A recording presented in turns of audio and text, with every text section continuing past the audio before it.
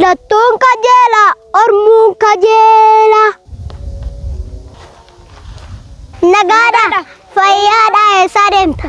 Asumaanan deemaa jira. Namittiin tokko na haasiteeti. Maali nama wal lolte moo? Namni ammaa silaa lafumaa ka'een nama yaabbata. Ati garuu hin aariin aaruun qodaa seexanaati. Namatti aarteef immoo dhiifama godhiif. Maalan dhiifama godhaafi qonaa agarta waan ishii godhu. Lakki obboleessa koo.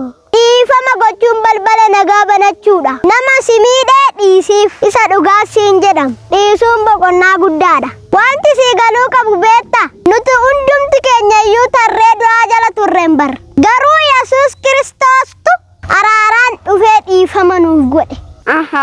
Dhiisi yaadi argeera. Edaa anaafuu dhiifamni godhamee ture. Eenkaa dhiifamni nuuf godhamee ture. Bakka dhiisi. Erga dhiifamni naa godhame ani dhiifama gochuu hin dadhabu.